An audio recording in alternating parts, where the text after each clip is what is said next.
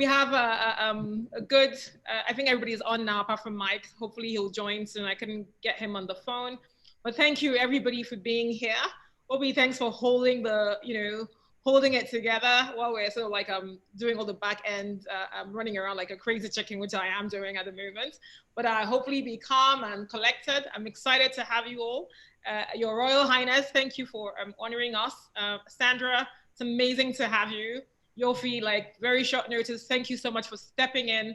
You're all looking amazing, and I'm looking forward to a wonderful Yewande, of course, our moderator, as always able. Thank you so much for everybody being here. And we'll be kicking up very soon in 7 minutes. I actually don't know what the sequencing is. Sade, who's here as well, can you run us through, please? Yeah, the sequencing is we're just going to play the introductory video. And then when that's done, MB, you speak and then hand over to Yewande. No, Obi's going to say something very quickly for a minute. So I'm just going to do a general introduction, and Obi would just sort of like, say something very quickly about soft power and why it's important. And then we'll hand over to Yewande. Okay, so video, you, Obi, and then Yewande. Yeah, the video is only 45 minutes, right? Not very long. No, it's 44. Okay, thank you for that correction. Oh, sorry. Yes. I know. Very precise. Thank you. I apologize for saying 45 minutes. No, it was just because of the time issue. I was like, oh, I don't want you to think it's too long. Oh, no, not a problem at all. Yeah, so thanks everybody. And what else? Is there anything else we need to know from you, Yewande? No, welcome everybody. I'm just gonna flow through. I'm gonna tell you up front, I'm a feminist, so Our Lady's gonna go first, but I will respect our royal father in terms of recognizing him when I introduce everyone. But yes, not straying too far from the questions sent ahead, and we'll just let the conversation flow and as it takes us, right? In terms of how we can project Africa's trajectory, leveraging our culture and the creative space. So let's flow, and we'll keep it light and move from person to person. And if you feel like you want to come in on a point that I'm addressing to someone else, just, but and also please everybody just try to be succinct because of the time constraint we have. That's going to be really critical, and we're quite a few. Oh, welcome, Michael. He's here now. Oh, but he's muted. We can't hear him. Oh. Can you guys unmute him centrally? Yeah. There he is. Oh. Welcome, is he Mike. Can you hear us? Oh no, he's muted again. Yeah, I can hear you. Oh, great, great. Awesome. So we're complete. We're complete. Yay! Kira, you look very happy. Well, I'm happy to see you. Oh, there you go. As always. I trust that. Oh, lucky you. She didn't say that. Yofi, I'm even happier to see you. I'm happier to see everybody. I'm happy to see Sandra. Sandra's just come from a really long flight. She flew from New York to LA. And I mean, so honestly, we can't thank you enough, Sandra, for being here, especially as you're moving. That's so like rough when people are moving. So really thank you. And thank you, Yofi, and then Abogiri, His Royal Highness. Thank you so much for being here. Michael, as always, supporting. Thank you to Power Media as well. Very appreciative. Looking forward to this. Yay, we're all together. It'll be good. Yeah, and if internet fails, anybody will just keep going. So if mine fails, just keep going without me. Anybody who fails, let's just keep going. It's technology. Sometimes we don't get it right. Yeah, we're cool. Awesome. So countdown, we have 2 minutes. Yofi, oh, he's on the phone. I was gonna say, normally we'd see ourselves in September in UN week, like we did last year for dinner, but alas, we're gonna do it virtually this time, if at all. Good to see you. Oh, he's muted. Oh. Is it Yofi? Yeah. Oh, you were telling him that you see. Yeah, I was saying, we see ourselves. He's muted himself, but he doesn't know. He doesn't know, it's fine. Oh, sorry. I have just too many interruptions coming in from all sorts of calls coming in. Yeah. You know, it's election season in Ghana, so yeah, a bit of a sometimes it's a bit of a, you know, but yeah, I'm happy to be here. I'm indeed extremely happy to be here. I was called to step in for my very good friend, and I'm delighted to do this. I'm just wondering about Yofi's audio. He's quite low. Is that just me, or do I might actually put my earphones on? Was he low to everybody else, or is it just me? Okay, do I need to increase my? It was okay. I'm fine for audio. Yeah. Okay, am I loud and clear everywhere? Yes. I can hear you well. Oh, thank you. Nerd. Just so I can make sure I can hear everybody. Can I just hear everybody say a few words, just to make sure I can hear? Hi. Yep, I can hear you, Nkiru. Hello, Hi. a few words. Yes, okay, that's much better. I'm gonna just be the nerd with earphones on because it was a bit off and I have to hear everybody. So I'm gonna do that. I hope it doesn't look too nerdy. I was trying to look all pretty, but it's going downhill. Never mind. Oh, you still look great. Thank you. Thank you. Is everybody good for sound? Awesome. Yeah, I think so. Okay. Yes, we have a few people joining on now. Will we see them? Or are those part of your team?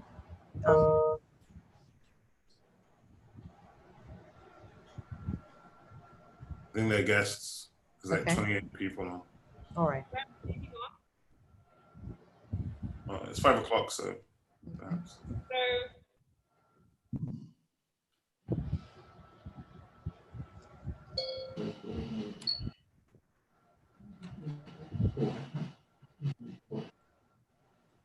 We start?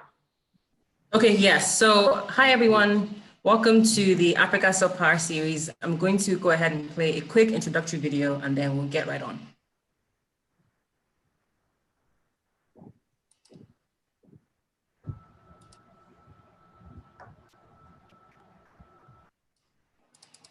Uh-oh, Shade, we're seeing a girl in bikini.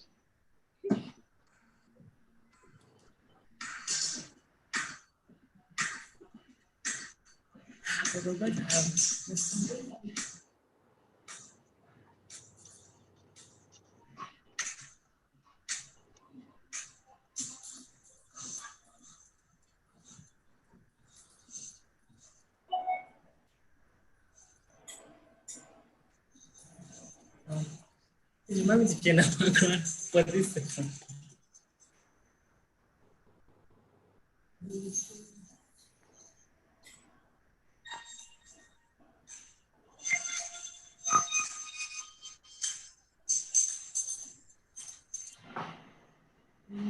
Okay. Okay, you can go on now, MB. So hi, everybody. My name is Nkiru Ballon, and thank you for being here. Welcome to the Africa Soft Power series, which is a global virtual summit focused on how Africa can harness its soft power to effectively transform the continent's trajectory. And we've been getting a lot of questions about what soft power means. So, I mean, you can read up, obviously, but a very short definition from the Oxford Dictionary is that soft power is a persuasive approach to international relations, typically involving the use of economic or cultural influence. We're situating this summit in the creative sector, and the theme is content, culture, and platforms. Where is the money? Where is the money for the continent, and how can we use soft power to harness and push Africa forward? We have a panel of amazing speakers from across the world. Before we start, I want to very quickly say thank you to our partners, and thank you to Obi Asika, who is my co-convener today. The session is being moderated by Yewande Adewusi, who is the Regional Director for Africa, BBC Global. Before we hand over to her, Obi, please say a few opening words and then we can just start. Thank you. Well, first of all, congratulations to Nkiru and the team for bringing this alive. It's been an incredible journey to come here. And also to all the speakers and panelists, not just for today's session. We thank His Royal Highness for joining us at short notice.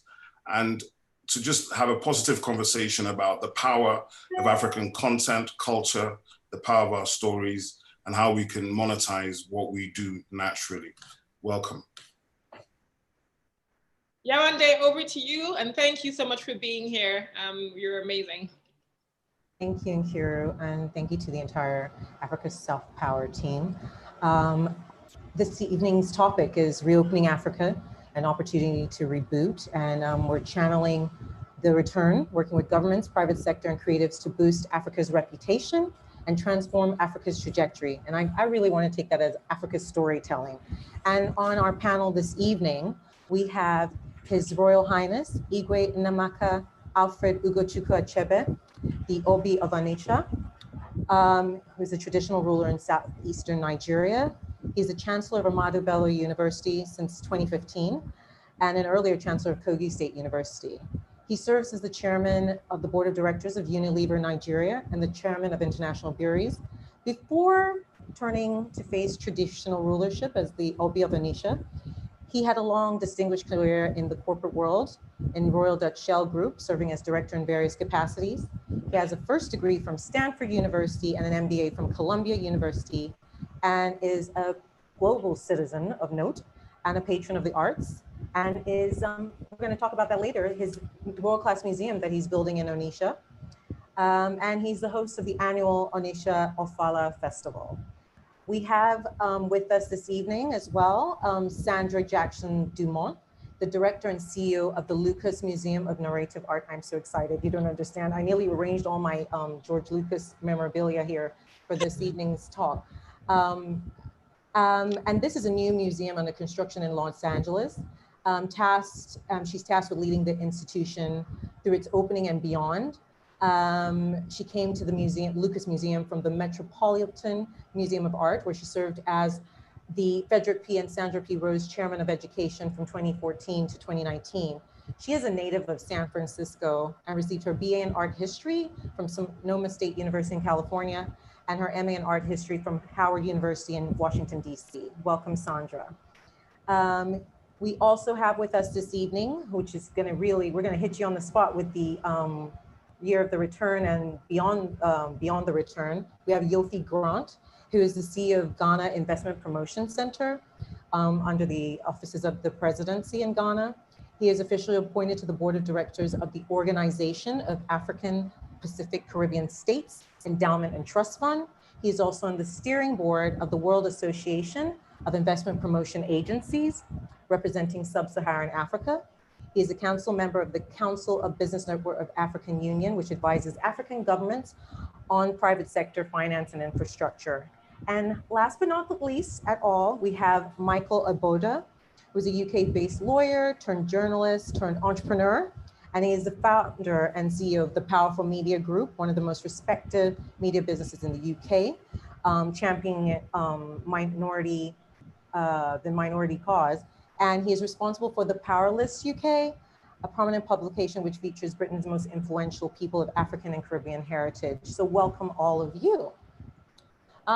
Just to set the stage, I think, and Kira mentioned this earlier, we have the whole theme of this conference is soft power. And I think that's just, I mean, it took, it might take everybody for, what is soft power? What is that? So let's just quickly set the stage in terms of why we're not going to talk about the hard power issues, because when you want to get a country or other nations to do what you want, there's two ways of going about that, right? Hard power being economic sanctions or using military force. And we are not focused on that for this conference, or this, at least not this panel. We are focused on the use of persuasive power and the use of attracting people through your culture, through your policies, through your foreign policies. And that's where we're going to stop ourselves looking at the creative space and how we can attract people. We're in Africa, that's the focus. We're not going to talk about the globe. I'm selfish, I'm an African. We need to understand how we can use those soft powers skills, and how Ghana used that. We're going to hone in on Ghana a bit because they did kick off that initiative with their Year of the Return last year, and the festival that they had, trying to attract the world to Ghana using soft power. But in that vein, and so just to give examples, India has Bollywood, Nigeria has Nollywood, USA has hip hop, we have our Afrobeat, Nigeria has art from Ben Nwonu and Victor Hekmano, and our innovation space as well. We have, America has Silicon Valley, we have Lagos and Nairobi Tech Hub. So Africa has its own version of the things that will attract in a soft space. And we're going to kick off with Sandra, because I'm a feminist and women have to go first sometimes. I know we move in different ways, but for this evening, Sandra will go first. And I'm super excited. I even like the title of the Museum of Narrative Art. And you're, curating all of the George Lucas empire, and from the comics to the paintings to the photography to the renderings of behind the scenes to the collections from Star Wars. And what I just see in that is the storytelling, right? And the power of storytelling that he has been able to do over the years. And first, I'd like to hear more about what you guys are doing in the Lucas Museum from a broad space, and we'll take it down into how you're the cultural nuances of the museum, from, of course, Black Americans to, George Lucas's world is fictitious, but it also sometimes resonates with the real world, right? So can you tell us a bit more about that? Sure. First of all, thank you all so much for having me. It's an honor to be kind of on this Zoom stage with such amazing minds and thinkers. I would say, actually, I hate to burst everyone's bubble, but it's not a museum about George Lucas or about Star Wars, unfortunately, and fortunately. So it's both and. So there will be Star Wars material featured here at the museum, but it is a museum of storytelling, which I know resonates with, all of the world. And so it's also a museum that really is centered on rethinking how museums function in the everyday lives of people. Rather than having these highs and lows, it really is looking at what material connects to people. So think about everything from cave paintings to Kara Walker, from, fashion and film to comic books and Kerry James Marshall to Yinka Nabare and Malik Sidibe. I mean, it is the entire pantheon, or I don't even know if pantheon is actually the right word, but it is a, think about how we can look at how storytelling and narratives connects to the everyday lives of people. And we believe that everyone has a story, and there's a level of criticality that we can bring to those stories. But it's also about creating a cultural commons of sort that is at once about the local and about the global, and how those things are interconnected. It's a 11-acre park with a 300,000 square foot facility or building on it. It's the first museum of its kind. It's a building that is in a seismic zone, so there are earthquakes here. So it's actually floating in a bathtub of water, which is really interesting. It has, what are the other things I could tell you? This 11 acres, it was actually a parking lot. The median income of the community that lives in this area is about $38,000 US. And so I feel really good about us bringing 11 acres of green space to a park poor neighborhood for people that actually deserve to have beautiful things where they live. They shouldn't have to always go somewhere else to get it. And so this is a museum of equity, also access, and also diversity. So I'll stop there in the interest of time. Okay. So from a there diversity perspective, in terms of when you're looking at culture individually, so how is the museum celebrating unique cultures in terms of obviously you've already said it's giving access to everybody to a wide range of the gamut of from fashion to art to theater, but how is it zoning in on particular cultures? And it could be the Black culture, and is it celebrating even African cultural influences in the museum as well, just out of curiosity? Yeah, I just mentioned Yinka Shonabare, like his work is in the museum's collection right now. There are we won't own everything. We don't need to be a museum that owns and collects and hoards everything. We want to be a museum that actually is the site for people to actually learn about other cultures by bringing those materials here, but also being a resource for everyone else. Ooh. I think we might have a connectivity issue. Okay, we're going to come back to Sandra for a minute. Hopefully we can check on her connectivity. Okay, so on to you, Yofi, you're in the hot seat now. Last year, Ghana hosted the year of the return. Oh, Sandra's back. Is she back? She's back. Okay, she's back. I can hear you all. Okay, you froze for a minute there.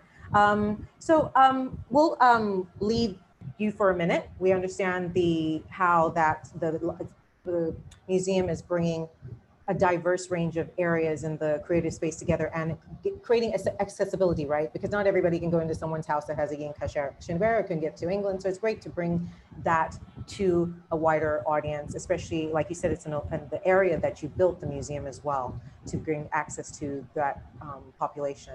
So Yofi, just on to you and the year of the return. I think every African nation needs to take some notes at this point from a tourism perspective, from an investment promotion perspective, in terms of attracting FDI perspective, from all perspectives, from what you guys did. It was great. Well, I'll be selfish and say the BBC stated that Ghana welcomed about 800,000 visitors during the year 2019 with your campaign for the year of the return. So what lessons, what was the objective? Let's start there first. Let's not act like everybody knows what was going on. What was the objective and what were the outcomes? Okay, the year of the return was a celebration of the 400th anniversary of the first lot of slaves who were carried from the shores of Ghana to Virginia, Jamestown in Virginia. There were only 20 then. But that actually opened the way for a very vibrant trade in slavery. And last year was the 400th anniversary of that. And for us, it had a lot of meaning that we sit back and we look at it and says, come on. This thing has happened and nobody seems to raise it as a blot on human conscience. But beyond that, we felt that it was time to call everybody to come back home. And I'll tell you why. Because I see the African continent as the last, real bastion of investment or the real last opportunity in the world. But I also see this decade of 2020 as Africa's decade. So for us, whilst it was meant to actually, sound a clarion call for Africans to start looking back at the continent, it also for us was the initiation of Africa's decade. And the year of the return had lots of programs that brought a lot of different sides of the African American or the African in the diaspora to bear. There were business people who came to visit. There were artists of the movies section, from the music, from sports, who came to visit. And it all culminated in the December festival, which then brought in different aspects of it that was subscribed to. So for a lot of people, it was a major festival of just having people coming to Ghana. But I think it was a lot more than that. It was bringing a focus back to Africa and saying that this is a continent that with pride still acknowledges that its citizens were taken off the continent and went to other places, but is happy to invite them to come back. And that coming back is not just to come to the continent to see, because we have wild animals, we have, we have safaris and all that, but because this is a continent on the move. If you look at the last 10 years, the 10 fastest growing economies in the world, 6 of them are from Africa. If you look at the rate of growth of wealth over the continent, Africa is experiencing one of the fastest growth in the middle class. By 2050, we'll have more cities with over 1 million people than any other region in the world. By 2050, we will be a quarter of the world's population. And with a very interesting demography, about 60% of that population will be less than 35 years. that in itself is either a major opportunity or it's a real disaster for the world, depending how we look at it and how we generate those people to be global citizens. So it's very, very important to pay attention to Africa. But even beyond that, Africa still has about 60% of the world's remaining arable land. So with all the crises that we're seeing today and what the future may hold that we do not know, Africa could well be feeding the world. But just not that. Africa still has over 30% of the world's remaining mineral resources, including lithium and oil and gas. Now, lithium is a metal that is an element that is needed for Industry 4.0 to really kick off. Lithium is used for batteries, it's used for power, it's used for many other things. Africa has loads of bauxite, which is used in many sectors, but it's a convenience that we have and we need for the future. Africa has iron and steel, Africa has gold, Africa has diamonds, Africa has oil and gas. So the continent is actually sitting pretty in the sense of potential going forward. So it wasn't just about people coming to Ghana to come have fun. It was actually reopening the continent to the world.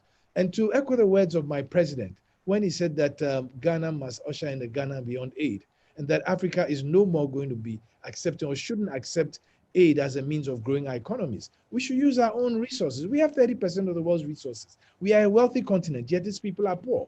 How is that possible? We are culturally diverse. We have music, we have art, we have textiles that show the vibrance of the human spirit. We have people, poets, writers, actors, and we have contributed significantly to the world, yet still this is a poor continent. And so that awakening was actually triggered. It started as a trigger, but also as the main root of focus for the year of the return. And after December, we sat back and says, well, it wasn't just all pomp and show. There must be something to tell after that. And that comes beyond what the festival was. And that is where we then went back and spoke to a lot of the business people who came and says, how can we actually get you to be part of this real African renaissance? The wealth that Africa has, how can you be part of turning that wealth not only in paper, but in real life, and make this continent one of the most vibrant in the world, knowing very well that 2020 is I say the decade of Africa, and Africa could be serving the world in many ways than we ever thought.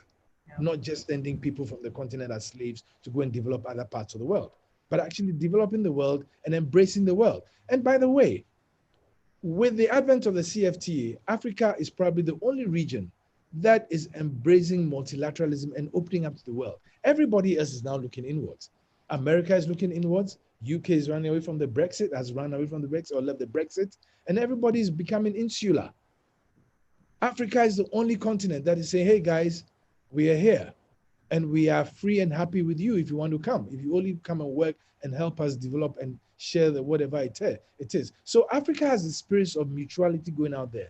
And it's very instructive that the whole issue of Black Lives Matter should be elevated in 2020, just when Africa is positioning itself to be a real world player.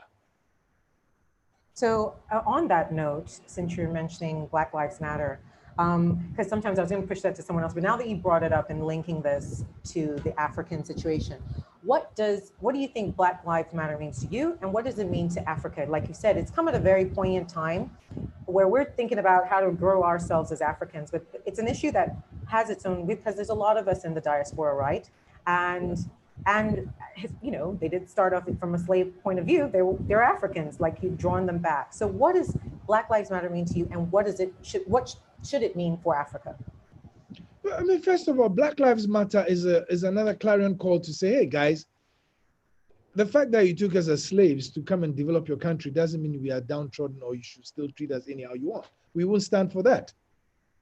And that Black lives really matter in the world. I mean, if you look at the Book of Inventions in America and you look at the number of inventions that have been by Black people not recognized, Black people are marginalized, they are downtrodden, they are not recognized. In this world today, you can't believe that with all the knowledge and the history of what has happened in the world over the past 200 years, there would be a particular, should I say, color that will still be marginalized systematically. It's unbelievable. We just can't believe that. I mean, what does human intelligence mean if such a thing exists? And therefore, the whole movement of Black Lives Matter, for me, is another clarion call to say, no, we're not going to take it any longer. We matter. We truly do matter. We've contributed to the world development and world growth, and that must be respected and recognized. Brilliant. Thank you, Yofi.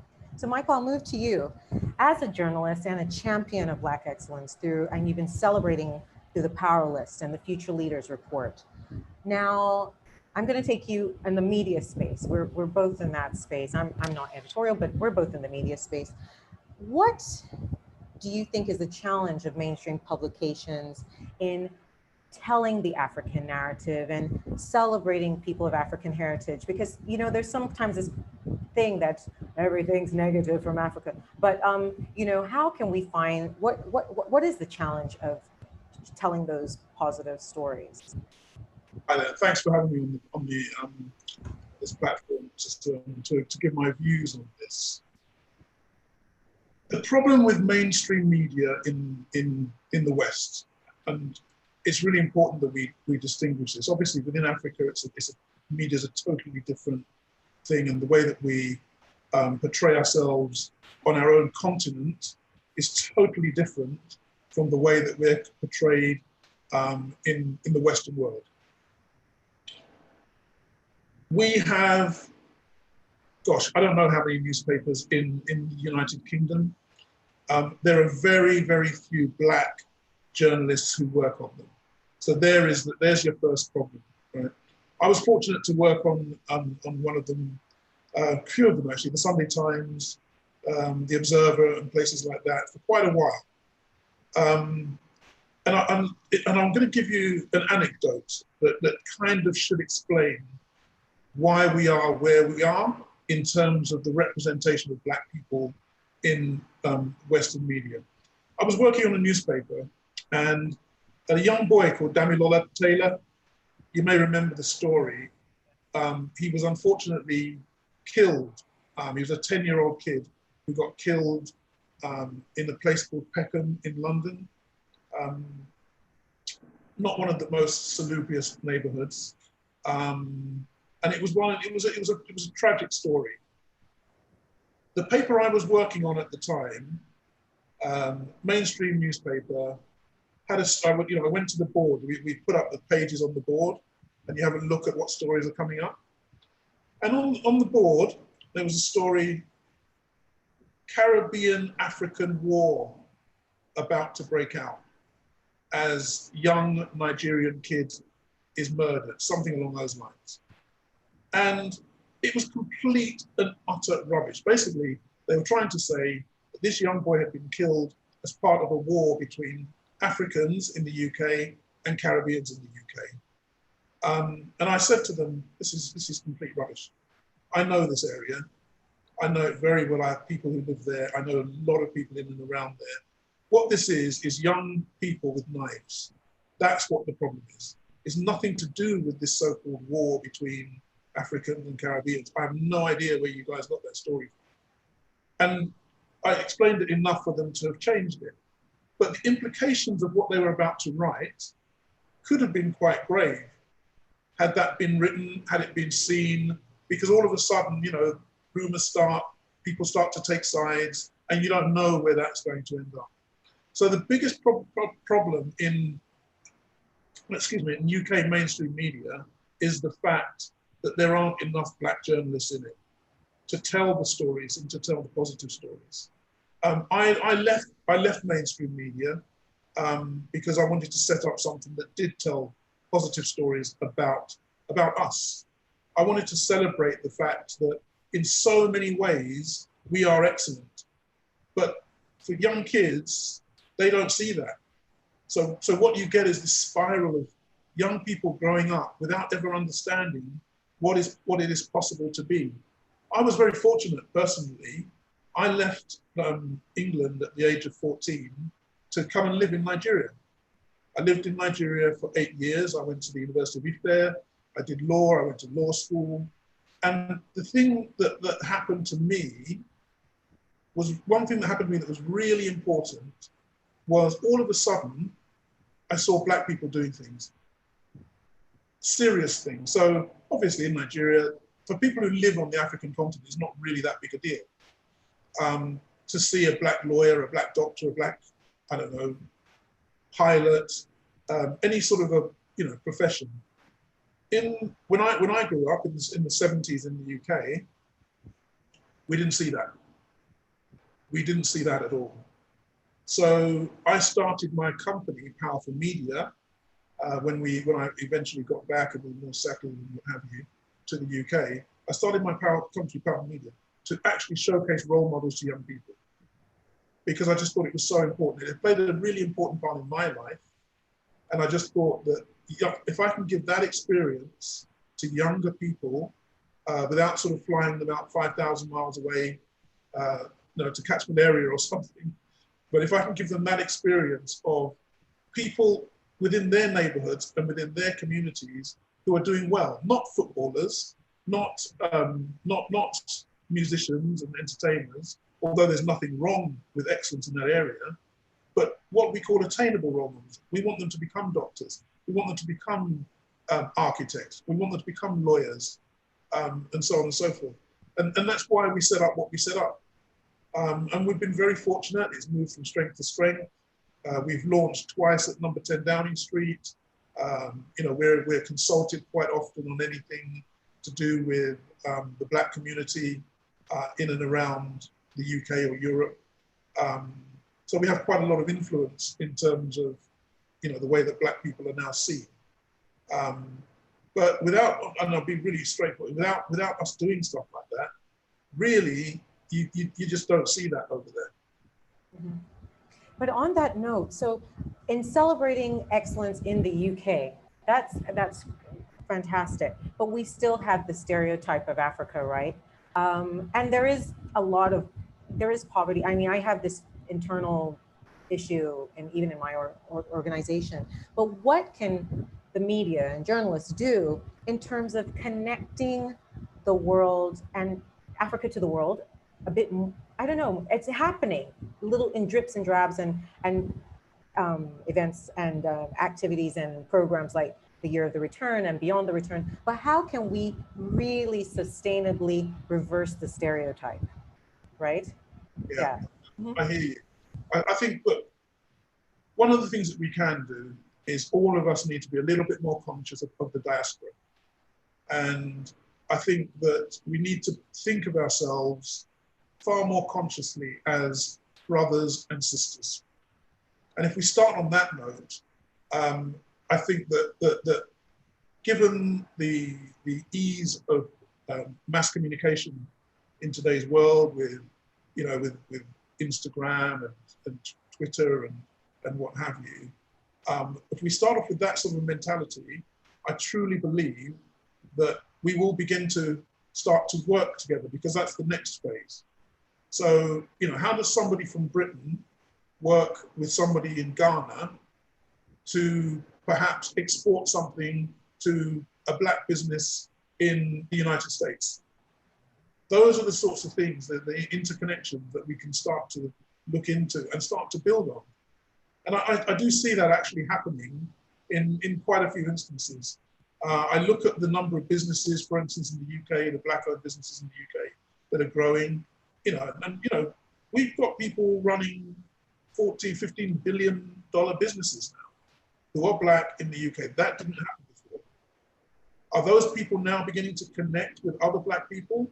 Certainly between the UK and the US, there are a number of organizations that are working together. We work with an organization called the Executive Leadership Council, the ELC, which focuses on putting Black people on the boards of major companies in the US and in the UK. I work quite closely with them, helping them to do that. One of the things we also do, I have a recruitment business. We are looking at recruiting lawyers in particular from places like Nigeria to work in some of the top firms in Europe. Because let's be right about this. These guys, they want to do stuff in Africa. As Yofi mentioned earlier on, it's the one place where there there are more opportunities than perhaps anywhere else in the world right now to do business. So these guys want to do that. Unfortunately, they don't have the expertise. So what they're now doing and what they've now understood is we can bring in that expertise to help us.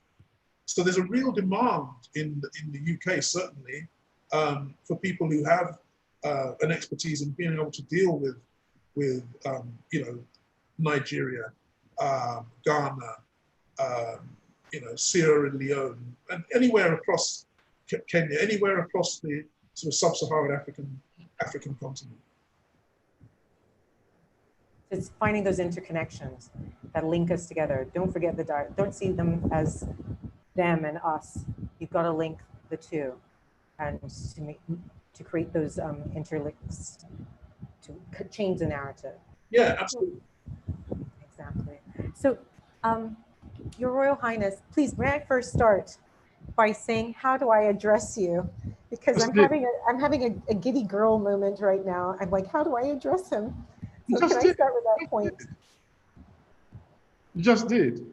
I did? Oh, great. I'm so happy I did it okay. So sorry. Sorry I'm acting like a giddy little schoolgirl, but I was so excited that you were on. I can't tell a lie, but I'm putting it out there for everybody to hear. I'm a major fan. So just hearing your history, I mean, you've had, this is like your second career, if I can put it like that.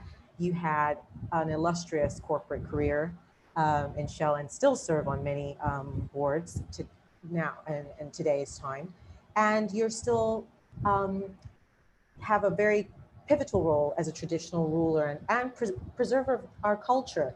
So I want to ask you, in terms of this cultural statement, like Ghana did their own, and I'm thinking, and you are the custodian of the Ofala Festival, how better can Africa mine its cultural festivals and its uniqueness in that cultural space for social and economic growth? Because sometimes I think it seems like a party, but I think looking at Ghana's 2019, it was strategic. It wasn't a big party. It had an economic goal at the end of it. So how can we harness that more? I mean, looking at and Africa as a whole, but let's hone in on Nigeria as well. Yeah, where do I start now? The Ofala Festival is an annual festival, and traditionally it is the one time in the year that the monarch presents himself to the people. In the olden days, the monarch was not seen. He was basically a recluse in the palace, more performing his priestly roles, etc., etc. We're now in the modern times, and so I go to Lagos for board meetings and so on and so forth. But we've also been trying to transform our entire community, Onitsha. Onitsha is a city-state. You know, it's about 500 years old. You know, that is the modern Onitsha, the Onitsha that we know today. But predating that, we were part of Benin, and predating that, we were part of Ile-Ife. So we've been migrating over centuries, etc., etc. Being a city-state, there's a certain amount of insularity, particularly with our culture. We tend to be we hold to our culture, our customs and our tradition very, very strongly. And notwithstanding the fact that we've presented to the world many, many distinguished citizens, like Igwe was the first president of Nigeria. He was a Pan-African politician and statesman. Ben Nwonwu, you mentioned earlier on, he comes from Onitsha, probably the foremost artist in Africa. People like Philip Emeagwali, the computer man, and etc., etc. But then we're still very, very insular. We're in the 21st century. And after my wanderings around the world, living in Holland and the UK, going to school in America, and you know, traveling around the world in my career, I came back to Onitsha as a monarch, and I thought that what I saw was basically not satisfying at all. Onitsha is a big commercial city. It used to have the largest market in West Africa, probably still does. But then within that urban conundrum, we still have the traditional community. We have to maintain a balance between the native community, the traditional community, and the greater urban area in terms of lifestyle, in terms of everything else. But then, if you're that insular in the 21st century, you're going to be extinct in not too distant time. So I decided that we've got to connect Onitsha with the outside world. And my philosophy is to take Onitsha to the world and bring the world to Onitsha. So in our festivals, we've been basically, scope has been growing every year. Scope has been growing, and the numbers that are coming from all over the country also growing. The Nigerian Tourism Company has placed Onitsha on the tourism calendar of the country, for instance. And we've got a major art exhibition that is attached to the festival, where we ask artists from basically mainly African artists from Nigeria, from West Africa, and other parts of Africa to contribute one work each. And these are major artists, and we get about 150, 180 works which we exhibit and so on. So art exhibition is part of it. And gradually we're going to, book exhibitions is part of it, and it's going to grow. This is Ofala. We've got a second festival. Ofala is in October. Second festival that takes place in December. That is the youth festival. That's a mind blower. In the second year, it's attracting people from everywhere. It's basically planned around the Notting Hill Festival, the Calabar Festival, but we're building a whole economy around it for our younger ones, those who are cooking, the fashion designers, et cetera, and bringing people from everywhere to come into that. That is the festival on their own. And then on the other side, we're in the process, we've been struggling to finish the construction of our museum, because we're building a major museum, which again is to connect with the world, basically speaking, to connect with the world. We've got works from African artists. Our friend from Ghana talked about Africa being the last bastion for investment in the world. Investment in art is one of that, and Africa is the last bastion for big, art investment. And we're trying to make sure that we Africans determine the rules of the game when it comes to art making in Africa, art appreciation, and art as a business, and so on and so forth. So we're part of that, and all of this are coming together, to basically transform Onitsha from an old, sleepy, insular community to part and parcel of the world. The last thing we've done also is to redefine Onitsha. I mean, the world is now a global village. So we now have the physical Onitsha where I'm sitting and addressing you, but we've got our global Onitsha. So any Onitsha person anywhere around the world is connected with us. And now I run a bi-monthly town hall meeting for Onitsha indigenes all over the world. It's amazing, they're connecting from America, from Belgium, et cetera, et cetera. And we're all building ideas on how to transform our community and make it fit for the 21st century, for business, for economy, for culture, and for enjoyment. Thank you. Thank you. I think that links with what Michael said earlier about don't forget the diaspora, right? If you're trying to create that growth on Africa, you must connect with the diaspora. And that's amazing, a global town hall led by the traditional ruler. I mean, that's not what I think of when I think of traditional rulers in Africa, and in particular Nigeria. I also wanted to go back to the storytelling and the narrative with Sandra. So Africa's, like I mentioned earlier, India has Bollywood, we have Hollywood, up north we got Kannywood. And how can we have more collaboration with the West in terms of taking these? I mean, Netflix is amazing, right? At this point, I can say we've got a lot of global content on there and a lot of African, in particular Nigerian content on Netflix. So that's taking from Nigeria to the world, right? But how can we really encourage the collaborative efforts in terms of storytelling with the world to have a deeper understanding of our culture, heritage, and history, right? So because you're the storytelling, guru and managing that narrative. So just tell us a bit more how we can manage that.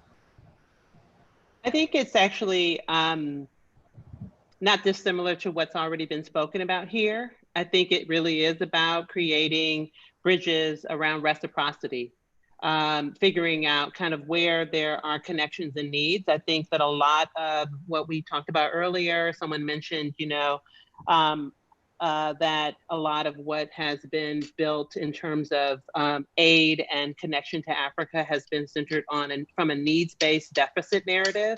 I don't believe in that. And I think that Africa is a place of tremendous abundance. And I think people of color, particularly Black people everywhere, bring really tremendous insight and interest to the table. I also think that we can't have our narratives or any kind of collaborations be a one note.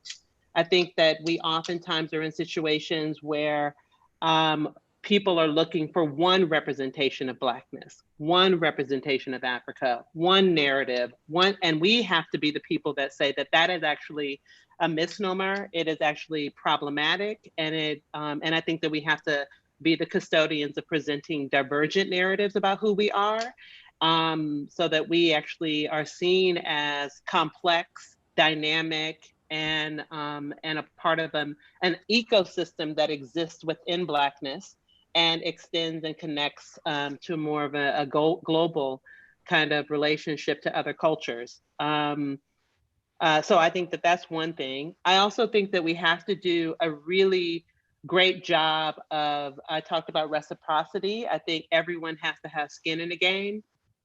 And so this idea that someone is bringing a resource to you and or whoever the you is, everyone should always feel like they actually are bringing a tremendous amount of resources to the table, whether they're soft power, whether they're financial, whether they are whatever it is. And so intellectual. So I think that we've been in a world where financial and intellectual, or cultural and financial, and political and financial have been set on opposite ends of the spectrum when they actually don't exist that way. And I think we have to push against that. And I love the idea of bringing people to Africa and bringing Africa to the world. And also helping people understand that, Africa has many, many, many different cultures within it. And celebrating that complexity is super important. That said, I also think that we have to be very clear that whenever those partnerships are developed, we should be bringing the most skilled and competent people to the table across every area. And it should not just be personality driven. It needs to be really, really centered on capacities. And I don't mean, I think sometimes we often get the tail end of the skill set. And I don't mean that we are bringing the tail end of the skill set. I think sometimes people offer us the bottom of the barrel. And I think that that's something that we have to require of everyone when we're looking at partnerships, because you better believe that no one else would allow that to happen. And so I also want to say that I love what Michael said about changing the narrative. I think that collaboration really does kind of stem from also creating a level of narrative and storytelling that makes people feel like like there's a magnetic quality to the work. And I think what I've heard today is that has been a big central part of how people have gotten invested in the work that the folks on this call have been doing. And so I think that those things really do need to be netted up into something that really speaks to benefits to everyone involved. I also think they need to be specific. I think there's so much vague stuff that happens or is presented out there when it comes to collaboration. And so people are okay with it just being a marketing ploy. I think that we need to like root it in some actual things that are needed by the people that that are invested in these partnerships. So much of what gets put out there is literally an ad campaign and that's it. And there oftentimes aren't these mutual benefits. So hopefully that's helpful. Yeah, I like the point about the right skills being brought in, because there's one thing to bring a personality and then there's no substance behind it. And then you have teams on ground that you're like, why did this bring this person? We have more talent locally. So I think that point is very key in terms of the skill. If you're bringing someone in, they need to add value. We already had some value here, but we just want you to add more and build our capacity. So that's really critical. So I'm going to ask two people from two different perspectives a question. Yofi, I need 3 points from you in terms of, as you're a public sector sort of man, what is the crucial steps in the Ghanaian public sector in facilitating the private sector to achieve economic outcomes in the creative arts? So I want 3 points. I'm not allowing you more than 3, so think about it. And then I'm going to ask the Obi Anisha in terms of looking at Nigeria. What can the public sector do to help facilitate the creative arts to achieve their economic goals? So I'll start with Yofi just to give you a break since you just got off the hot seat. Yes, first of all, as a government that embraces the culture and arts of Africa, government is putting in place the facilities like theaters, cultural centers to facilitate growth in the sector. Apart from that, in this COVID area, for example, we've had to pay people in the arts and music industry who have lost out from the COVID space. But we're also using them in many ways. And at the GIPC, I encourage the use of photography that is produced by local photographers, videographers, and the arts, etc. If you come to our new investment promotion office, it's going to be like a gallery, because we are going to showcase arts, etc. We haven't done enough. We certainly haven't done enough. What we need to do now is to create the pathways for investment in theater. And in that regard, there are 2 major projects happening in Ghana, and I believe post-COVID they would happen because the investors are still interested. Both of them are engaged in trying to put in film studios and theaters and an industry which will cater for the regional markets in producing films for Africa. One the interest is from a group that is coming from Hollywood, a group that was responsible for Disneyland and Universal Studios, who recognize that the diversity of arts and culture in Africa is a major source of inspiration to the continent and can be marketed as such. And in partnership with Ghanaians, they're going to set up these industries. Those are multi-billion-dollar investments. And government is providing the facilities and providing the land and providing all the necessary incentives to do that.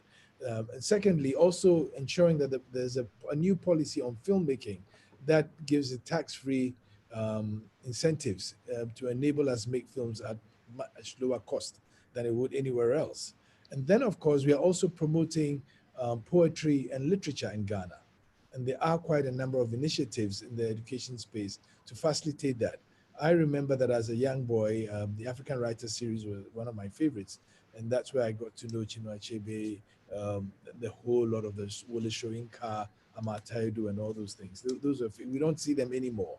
And so there's a need to bring a critical mass of African literature to our schools, so our children and their children get to know about the culture and the thinking and the ideological and philosophical ideas that we have as Africans that we can own to grow our own countries.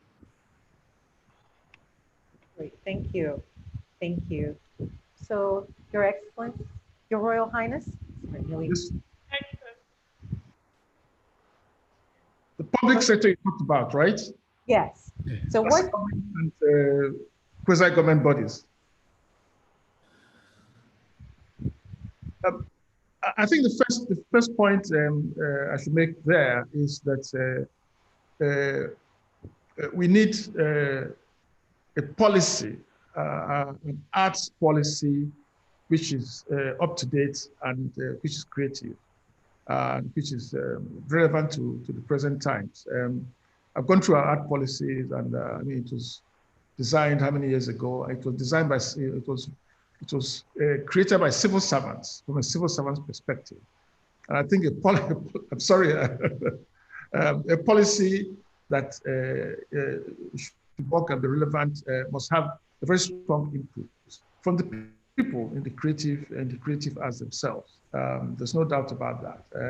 So that's the first phase. The next one, the next point I'd like to make is that there's no national endowment for the arts to promote the arts. You know, nothing. There's no national endowment whatsoever. The last effort we made to have Nigeria represented at the biennial in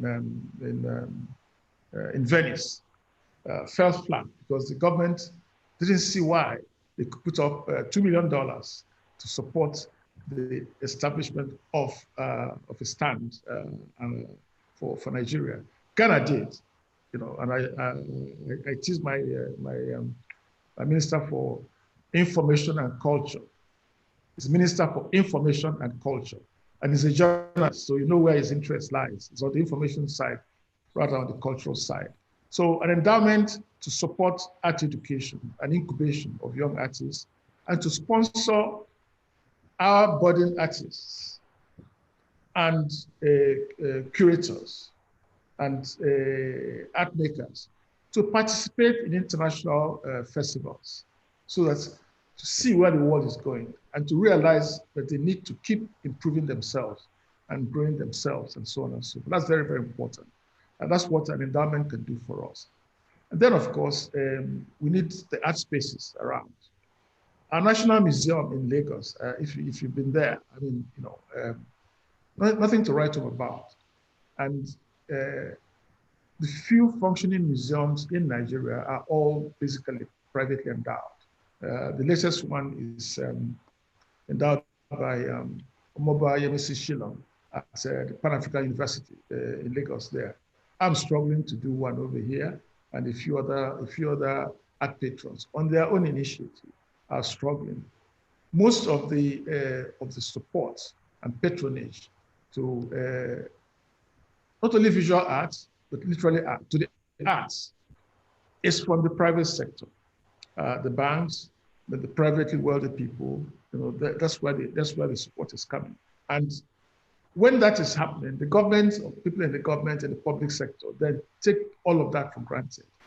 But that is minuscule compared to what a nation can do in terms of promoting its culture and its artistic culture, both to preserve the heritage, but also as a new way, as part of our national economy, because the art business is big business today. In Britain, America, there are estimates of the contribution to the national product of the museums and the creative art.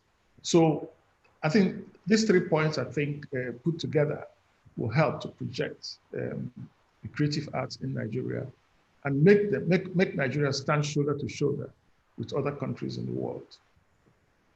Thank you so much. Yewande, if I may just add one more point which I forgot. It's in Ghana, we are trying to institute Beyond the Return as a yearly event, which would harness all the talent, the African American and the African in the diaspora's talents to showcase to the world, and creating the platform for it from Ghana. So I think that's a very critical and important part of it. So thank you. I mean, look, His Royal Highness has already praised Ghana. How many times do you want us to praise Ghana, Yofi? You're doing a good job. Come on. Okay. So, Michael, bringing you back to the conversation. So let me confess also that I have a special affinity for Ghanaian artists. I have lots of artwork from Ghana. Yofi, you guys are on a roll. I mean, let's just move out. I mean, but I also have lots of arts from Nigeria. I collect art. Move on. It's just that we've got a big population. That's why we have a lot of But I think that there's Africa beyond Ghana and Nigeria. there's a beautiful world out there. Yes, yes, indeed. I mean, I just saw a comment. Look, this is not just about Nigeria and Ghana. Just to be clear, this this conference, it's not just about Nigeria, it's about Africa. It just so happens that the panelists here, I mean, Sandra is not from Nigeria, but she's talking about the African perspective in terms of storytelling. I'm just addressing a question I saw on the chat that no, it is not just about Africa and Nigeria. Very clear. It's about Africa as a whole, telling African stories, changing the African narrative as a whole, using the soft power approach. So we're just learning from Ghana, who went all out in 2019. That's why there seems to be a focus on Nigeria and Ghana. But back to Michael and I'm going to focus on Nigeria for a hot minute because of our FDI and vis-a-vis the diaspora remittances. So Nigeria's diaspora does more in FDI terms in annual remittances of $25 billion in annual. I mean, I can't validate that statement right now, but the source.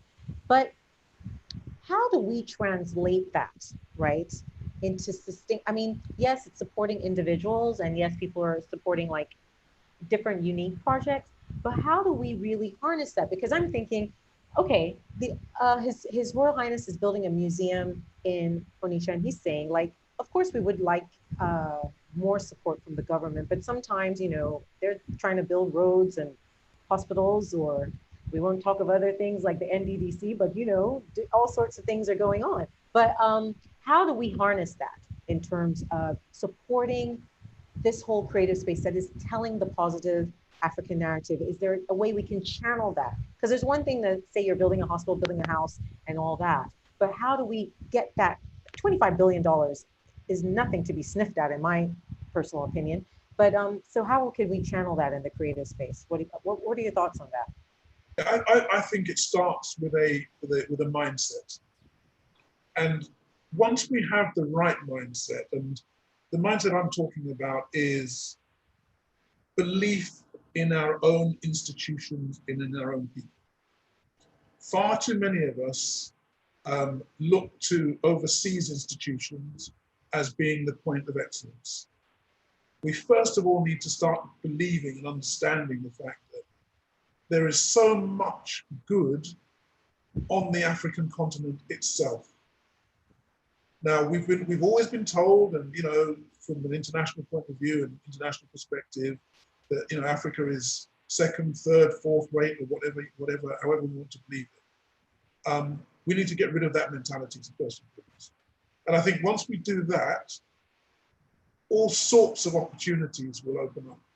We need to understand how powerful a continent Africa is. I mean, let's just look at the size. Let's start with that. Africa is bigger than Western Europe, China, and the United States combined as a continent. We don't act as though we are. You know, somebody spoke about aid earlier on, and how we should perhaps stop relying on aid. Aid is not there to help us. Aid is there as a bribe. It's a bribe for our countries to vote in a particular way at the United Nations, or, you know, or whatever. It's not there to help us. So I think, you know, 25 billion coming into a country like Nigeria, okay, fair enough. Most of it's going to individuals, and it's coming in through remittances. But the amount of money that the country could generate purely through tourism, His Royal Highness, what he's doing in Onitsha, that is incredible. That's absolutely incredible. And marketed in the right way to again, the diaspora, I think you'd find an enormous number of people wanting to come home and wanting to see what this is all about. And, you know, why shouldn't, you know, the next 10 years, spearheaded by Ghana with the return, why shouldn't the next 10 years be all about Africans the world over coming back home, spending money back home as opposed to spending it elsewhere, and as a result of them spending that money, seeing our home countries growing as a result. That's how I would see. I think the 25 billion is fantastic. We could bring so much more money than that back home if we have the right mentality to start. Yes. Can I say a word on that? Yes, sir. Yewande? Yes, please. Yes, sir. Yeah, we've been reading reports recently about every country in Africa queuing behind one another to borrow money from China, and and by so doing, some of them are signing off their sovereignty to China, and so on. And here's 25 billion naira, $25 billion coming in from our Africans in diaspora. I'm not a money manager, I'm not an investment manager, but we have Africans who are, who have made their mark in investment banking and so on. Why can't they aggregate this money and, as an intervention fund for investment on African projects to boost our economy? And the 25 billion can become child's play if an investment channel is created. I think that can be doubled, when people can invest their money and know they can get a return. And I think there's a challenge there for our African investment specialists. Thank you. Yeah.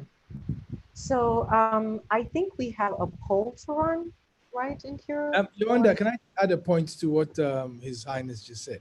Yes, please, go ahead. Nigeria has actually taken a lead and actually floated a diaspora bond, which raised money from Nigerians and Africans in the diaspora to fund projects. Ghana is actually putting the paperwork through to also do a diaspora bond.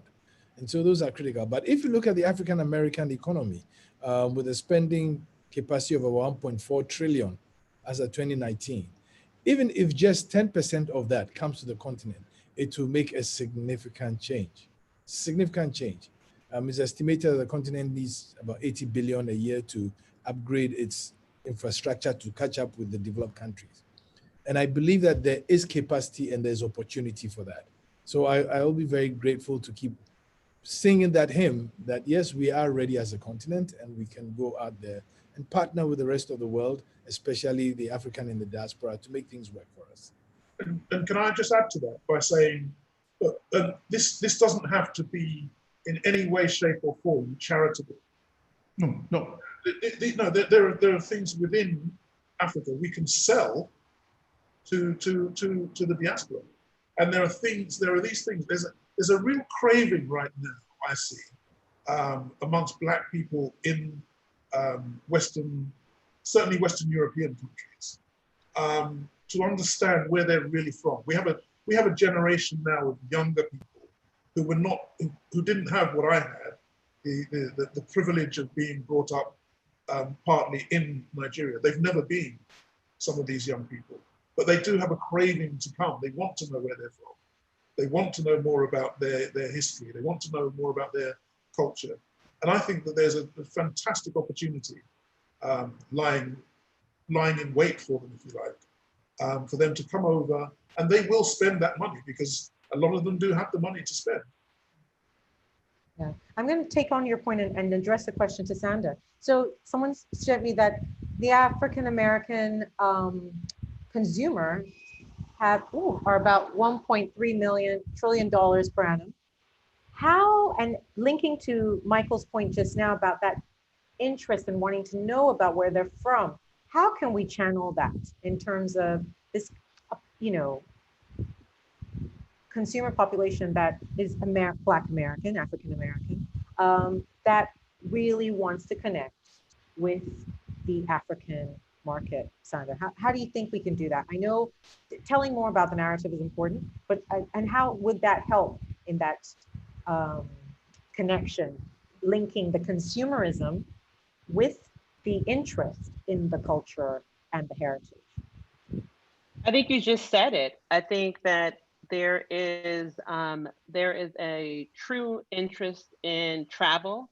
We are living in an age where the world seems like it's shrunk because of the advent of the internet. There's an entire generation of young people who hold their passports at an earlier age than ever before. and they've never traveled, but they have a passport because they actually see themselves as global citizens. I think that there's also, I think if we can link up and do a better job of linking up who we are and historical learning and education with some of the social aspects, which is who we are as a people, then I think people would be extremely excited about traveling more. I also think so I think that's one piece. Travel and having people explore their heritage beyond some of the DNA sites that we are experiencing in a mass way. The other thing is I think that we cannot oversell or over share about the value of art, food, and culture and music. I think that is something that the West has often kind of essentialized as being a part of a particular financial strata. But historically, that has not been the case for people of color, wherever they are in the world, particularly Black people. And I think that we have to pull that back into something that is integrated into the everyday lives of people. It should not be associated with just a field trip. It should not be a unique experience. It should not be a curator or an art historian should not be a unicorn. We really do need, or a journalist for that matter. I think it's really an imperative. Michael was talking about being able to see ourselves in every role in the universe. And I think that we need to tell those stories more effectively so that they're normalized. And right now we actually act like they are not. This call alone, people would be like, oh, wow. You know, I only knew about Chinua Achebe. I didn't know about, you know, this world leader here, you know.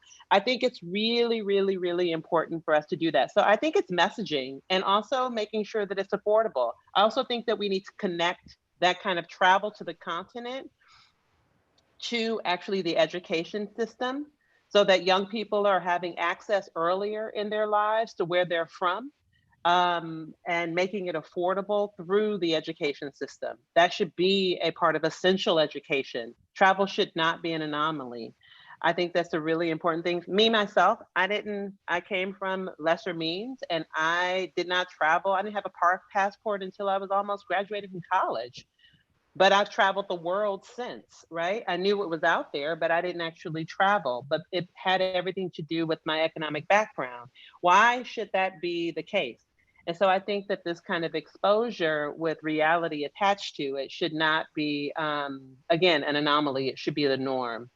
I also think that this idea of creating access through Zoom and I don't even want to say Zoom, but whatever kind of telecommunications we can, because the education system is in the midst of being reformed tremendously. I think that Africa should have a role in that.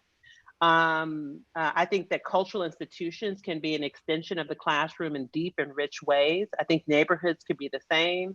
So I think that also there are lots of things that we've been talking about in this last part of the call that we struggle with the same thing in the US around Black investment in ourselves.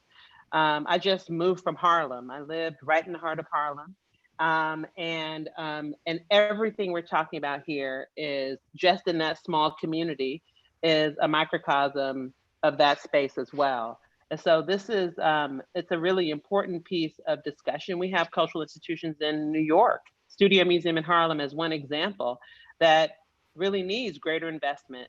And we should be thinking about how we support our own institutions in the way that Michael said. We also need to think about how, in my opinion, I think that we need to have people everywhere. I really truly believe that we need to be like the Black constellation. Literally, we should be everywhere so that when we need things to happen, they actually can flow and happen. I don't know if that helps at all. It helps a lot. So I'm going to reverse that, and I'm going to ask all the gentlemen on the panel this other question, because she said in terms of, we want the African Americans, there's the education component in terms of getting them out there earlier, getting them to be exposed. Affordability, we all know traveling to Africa, it's very cheap. I mean, if I'm taking the European example, it's nothing as a student to hop off and go to Spain. But traveling around Africa, is expensive. I mean, even me going from Nigeria to Ghana, I've got to think about it. How can we have a better story of connecting the diaspora to Africa? What do we need to do to connect the diaspora to Africa?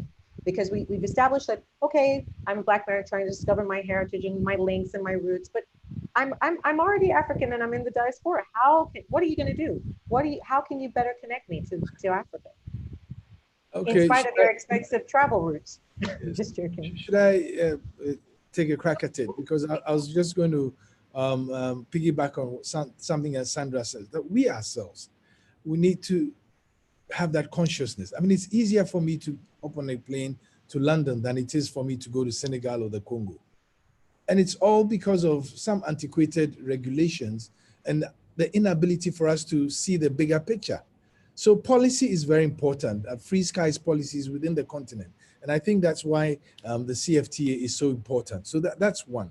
We need to be able to, there are African countries that I need a visa to go to. How is that possible? I should be able to travel throughout the continent with my Ghanaian passport. And because we are creating the single largest market in the world. But that's one. And education, of course, is key because we need to understand and know our history. And that is why Ghana, we have the free senior high school education policy where everybody's going to go to senior high school for free. What it's going to do, and since the implementation of that 2 years ago, more than 1.3 million kids have gone back to school, joined the education ladder. And that is very instructive for our future because through education, we become smarter, we get to know our history, and we can do things for ourselves. And then, of course, exposure. Exposure is very important. And I'll give one very good example of exposure, which has brought a lot of euphoria in Ghana. The movie by Beyonce, which features a very popular Ghanaian musician called Shatta Wale. And I mean, it's all over the place. Everybody's so happy about it. But even more, for me, what was more important was to see Beyonce in clothes with African fabric.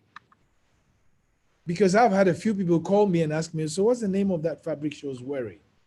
And I have to explain to them that over here, we have all sorts of names. We call it Dumas, we call it Dutch wax, we call it this, we call it that. So that is very, very important and critical. For example, the Kente cloth. It was a symbol of Africanism or Afrocentrism in the US. And when we saw people in Congress kneeling on, taking the knee with a Kente cloth on their shoulders, it was just a great sense of pride and identity with Black Lives Matter.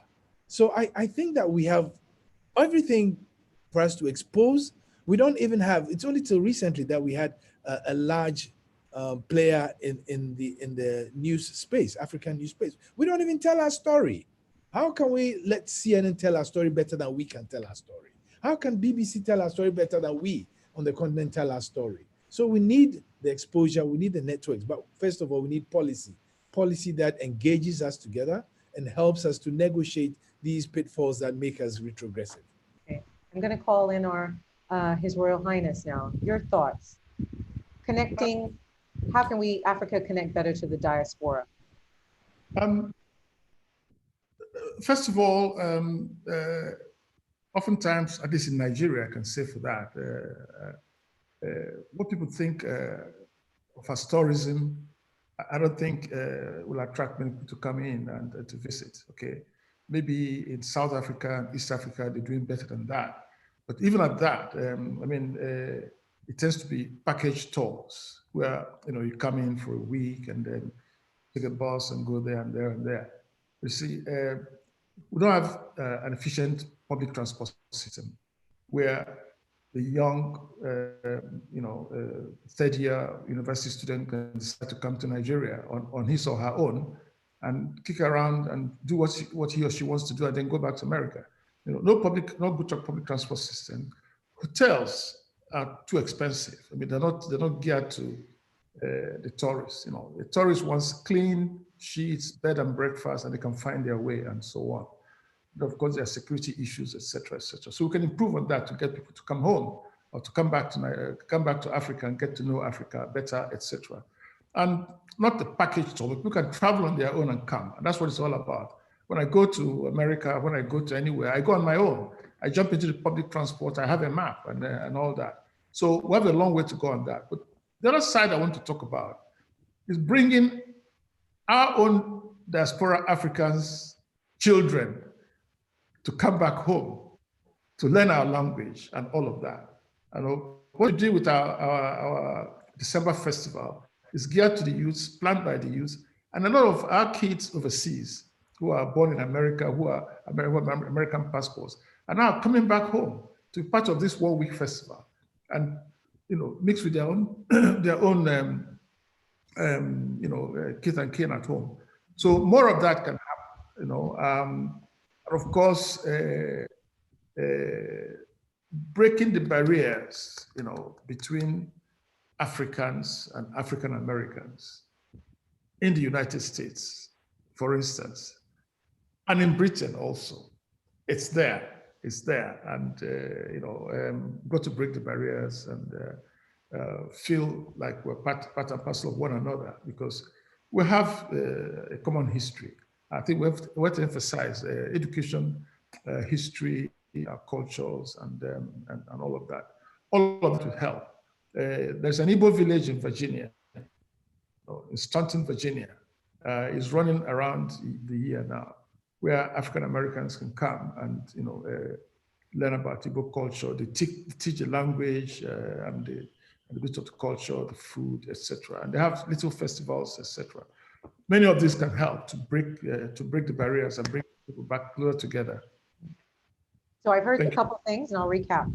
Exposure, like you just mentioned with the village in America that's exposing people to this culture. Infrastructure is critical in terms of coming home. You want to feel free, apart from a package holiday and someone's touring you and talking at you all the time. You want to be free to move on your own and explore.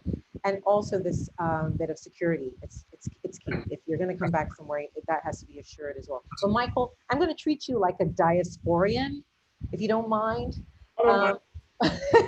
So in your view, what would make you connect more? I mean, representing the diasporians from everywhere across South Africa, East Africa, what would make them connect more with the continent? I think I'm going to mention one thing in particular. I think a genuine teaching of Black history to people in the diaspora. And I speak again from some personal experience here. One of the things that, when I first came to Nigeria, I was 14 years old, as I say. And when I was in the UK, I had virtually no interest in history. I mean, the Tudors and the Stuarts, they meant nothing to me. That I had no way of connecting with them or understanding really what that was about. But when I heard about the empires of Songhai, Ghana, you hear about people like Mansa Musa being the wealthiest human being who ever lived. It really stirred some pride in me. And I think if there's one thing that will get people in the diaspora to want even more than they do at the moment to come back and to find out more about Africa is if they have pride in themselves. If they're given a sense of pride by understanding a lot more about who they are, where they're from, and what their culture truly is. That's extraordinarily important. And that can be led from the continent. That can be led from the continent. Through forums like this, through all sorts of media. I mean, we have an incredible filmmaking industry across Africa now. And I think that is one really, really, really important way that we can drive that demand for a more sort of, for people who want to come back home and see all the incredible things that make up this incredible continent. Brilliant. So we're running out of time, but there's a question that came through that I'm really interested in. But and we'll round up in terms of, we've said earlier that it's a balance of government investment in the creative space, the private sector continue to look back, individuals creating the opportunities for, even as an individual, you just want to explore and connect with your heritage. So I want everyone to give just 2 points, because we've got no time, in terms of, for me, post in this storytelling, now changing the African narrative, and I mean African, so that we're not focusing on any particular area, in terms of, I want to say that, and going back to this soft power versus hard power. So it's not the land with the bigger army that wins, but the land with the better story. That's something I took from Ash's stuff when I watched a film this afternoon. And so this storytelling is critical. I mean, I work for the BBC, and yes, I'm on the commercial, but when I came on board 5 years ago, you know, I'm in the commercial space. I'm like, where's the African focused content? Where's the African focused content? Because I can't meet any client without African focused content, because my region is West Africa. So what is the role of storytelling going to be, and the role of collaboration in getting this narrative out there that will make change and attract, because the soft power is about attracting people, right? Using the culture, the policies and whatnot to attract people to your market, to make them do what you want. So I'm going to start again with the lady, because I'm a lady too. So you start, Sandra, please. I would say that the role of soft power and the role of collaboration in attracting people to Africa and the narrative are all essential. And the reason I say that is that I think that you can't convince someone to be engaged in something they don't believe in, and that doesn't connect to them and who they are. And so I think that being explicit about whatever the target market is, truly connecting to it through specific narratives and stories. I also think that I'm sorry, this is the last little comment, so I just feel like I might have to veer away from what you asked me a tiny bit. You know, we were talking about that earlier, how sometimes, you know, people of color, particularly Black folks, are asked to do something to be on time somewhere, and we just cut our own path. And so I'm just going to cut that path right now. And that is to say that I think that we have to be careful not to necessarily let perfect be the enemy of progress. I think that what our leader here has said about what he's been doing to create kind of a global network of people from his region is something that other cultures have done. And I think that that's something that can be prototyped across the continent. And so if there's some great models that can be developed and shared, I think that's another path. And then the other thing I would say is that oftentimes, you know, what we learn about in American history as it relates to Africa is that we all come from slaves. That is our history, or enslaved Africans, and that's even newer language that people are using. I think we also have to talk about what Michael was saying about some of these incredible kingdoms and the history of who we are as leaders. But there's some space in between all of that, where I think we also have to bring it to now and use specific examples where people actually can tune into someone that they could actually see speaking about contemporary issues. And so I think there's this entire lineage of conversation that needs to happen. And so sorry to kind of veer away from, but I think that's all tied to narrative. How about that? That's fantastic. Okay. On this note, that was perfect. And I'm going to ask His Excellency for a couple of last words on that, in terms of the power of the storytelling and the power of collaboration and changing the African narrative and taking us to the next level. Oops, is he frozen? Oh dear.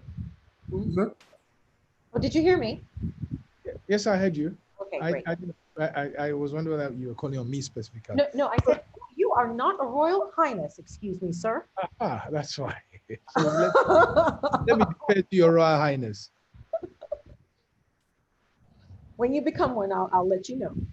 Yes. So Your Royal Highness. African, I'm one.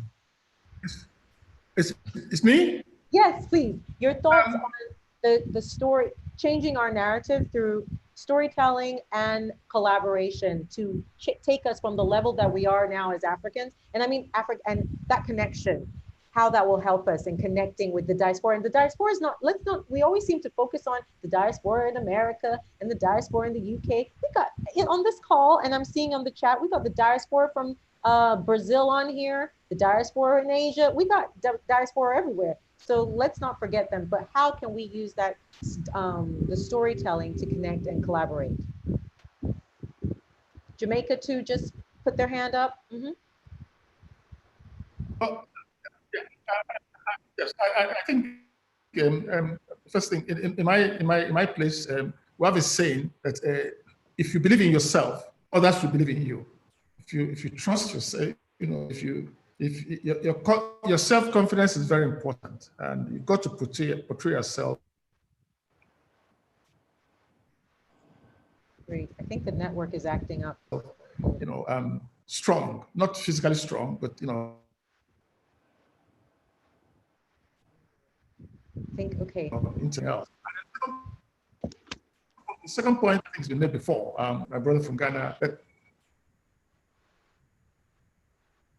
to go from one part of Africa to the other, it's difficult. Not just physically, we have to relate closer. We have to collaborate more. We have to understand, we have to learn more about each other in Africa to create a greater sense of union in Africa. And then, of course, projecting ourselves, reaching out to our kith and kin in the Caribbean, in Brazil, in Cuba, in everywhere else. And we have to tell our own story and not let others tell our own story. A lot of happen, and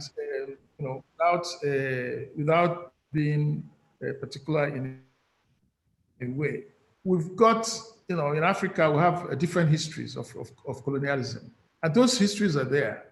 So the French, the Francophonies, have their own distinct attachment to France, much more than they have to their own fellow Africans. Those who went under the Portuguese or the Spanish have their own.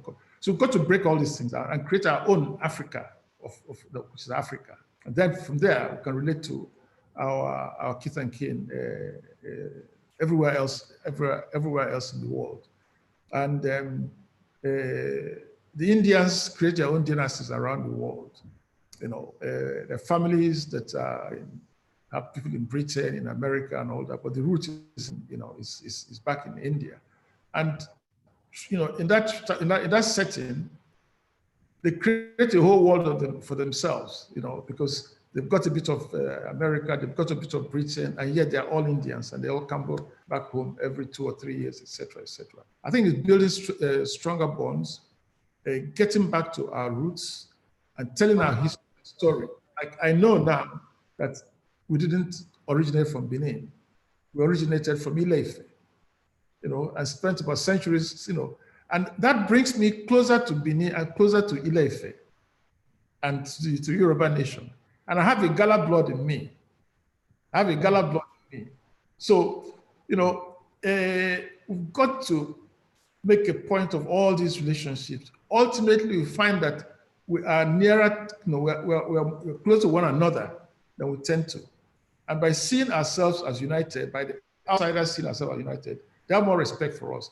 And our brothers elsewhere in Brazil, in America, everywhere else, will be prouder to relate with us from that perspective, because we presented a holistic, almost holistic Africa that they can be proud of.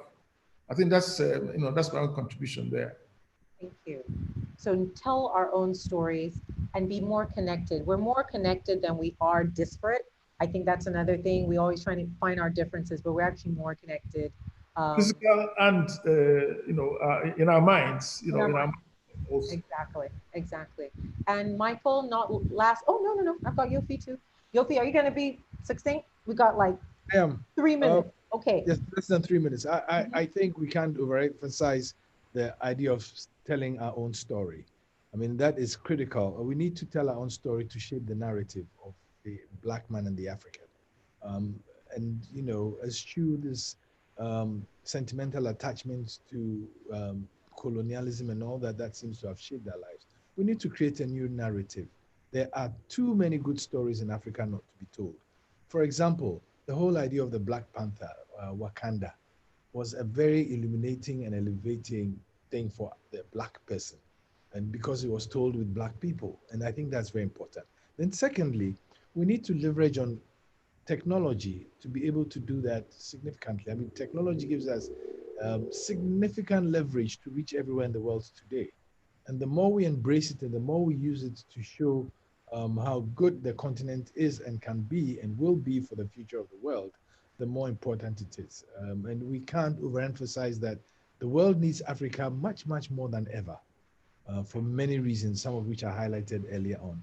And so we should embrace it and just be bold and go out and do it and not think that we definitely need somebody. Yes, partnerships are important, but you can only start a partnership when you have something to offer, and we have too much to offer. We should leverage that and embrace it and go ahead and just do it. Thank you.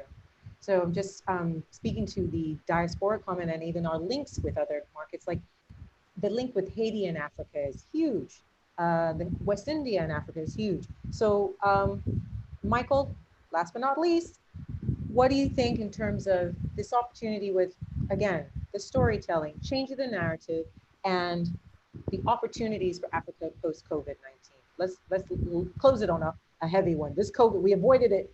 I avoided the C word, but you're going to help us know what the opportunities are, linking the storytelling to helping us get through and grow post-COVID. So taking the COVID thing first, actually, one of the things that the West should take from Africa is the way that the disease has been managed in Africa. Because there are far fewer casualties. And you know, if you over here, everyone was saying, oh gosh, imagine if this thing gets to Africa, it's going to decimate populations and so on and so forth. And that actually hasn't occurred. So clearly Africa has done something to manage that disease far better than the Western nations have done to manage the disease. And it's even more interesting given that Black people in both the US and in Europe are more likely to succumb fatally to the disease. So I think, you know, if you look at things like that, it kind of gives an idea of what Africa can offer the world. From a more practical point of view, I think I'm going to echo what pretty much everyone has said before me. From a storytelling point of view, it's all about history and telling history in the right way. And there are many practical ways that we can do that. We should have collaborations between schools, for example. There's no reason why we shouldn't have a collaboration between schools in Lagos and schools in London, for example, where, you know, basically the Lagos schools tell the Black kids in the London schools, this is your history. They teach them that. There's no reason why our universities across Africa shouldn't collaborate, and maybe they do already, I'm not sure about this, with the historically Black universities in the US and vice versa. There's absolutely no reason why things like that shouldn't happen. These are not things that cost a fortune. They're not things that, you know, that given the technology that we have today, that can't be done. So personally, I'm quite optimistic. I think the future is, I think we're moving in the right direction. And I only wish that my fellow panelists today were the people making the decisions. And I think if we were, we'd be in a far better place, perhaps, than we are now. Thank you so much.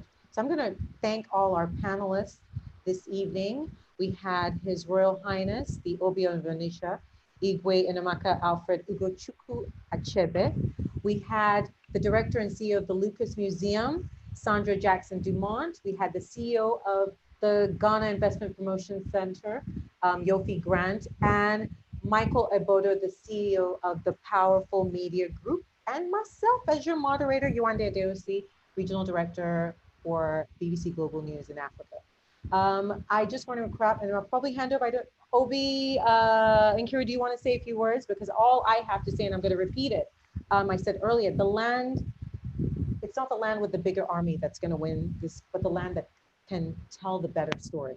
And this is what we are needing to do effectively through education, through exposure, through telling our own stories. BBC's made a huge investment. I remember when we launched the pigeon service, they were like, "Why did BBC learn the pigeon service?" And the first thing I told someone, you've been here since, you didn't launch the pigeon service. So we need to tell the story, although they've hired a lot of Africans to work in the service, but it's still this thing of we need to step up and tell our own stories and change the narrative and control the narrative and work collaboratively in terms of the diaspora and us are here on the continent can work together effectively. We don't need third-party aid, as has been said on the panel. So those are the things I think we should close with in terms of how we can leverage the soft power of our creativeness, our arts, our music, our food, even the tech, that's homegrown tech, to really harness the genius that is here in Africa, but just needs the story to be told. That would be what I'd say. So Obi, do you want to say a few words? Yeah, I mean, thank you very much. It's been really hard not to say a word while all of you were speaking, because I think the topic was so engaging. For me, I think, just want to thank everybody for being on the panel and for having such a positive conversation. And I think the most important word, sort of the thoughts that come out of this for me are collaboration, culture, history, and narrative. And then I think Michael really hit the nail on the head, because the truth of the matter is we don't know each other. We really don't know African history the way we should. We don't even know Black American history or Black British history the way we should, or in the Caribbean or in Latin America. And I think the history is actually incredible, and it's worldwide, and it's had global impact. So just as the gentleman from Ghana said, we should learn to celebrate our achievements and also push towards positive collaboration and specific projects and outcomes. And I would love to think that the first thing that happened on this panel was that positive energy of collaboration came alive. Thank you very much. Thank you. No, it's been, Yewande, thank you so much. I really thank you. This has been a super engaging conversation. This was amazing. Thank you so much to all the panelists. You were really, I mean, the conversation was sort of, I mean, this is exactly what we wanted to achieve. I like I think Mike, it was you who said so, or maybe it was Sandra who talked about, understanding each other and telling our stories. And to me, like the story of the African American and the story of the Brazilian who came to those spaces 400 years ago is our history as well. And I think that if we bothered to learn those histories, I mean, you can't learn the whole world, but if you learned yourself, we'll be in a much better place to actually do better for ourselves. And so I think for me, the parting thing is just sort of like collaboration, learning who we are as each other, and loving ourselves for who we are. And then that means that we can embrace ourselves and our Blackness and all of that stuff too. And I think Sandra said it very well. Perfection is a killer. We can't be perfect yet. We'll keep growing and growing. But as we're doing it, if we collaborated, we'll do better. Thank you so much, everybody. Thank you all. Thank you. Thank you so much. Bye-bye. Thanks, Yewande. Well done. Thank you. Thank you all. Bye, everybody. Bye. Bye-bye. Bye. Hey guys, bye-bye.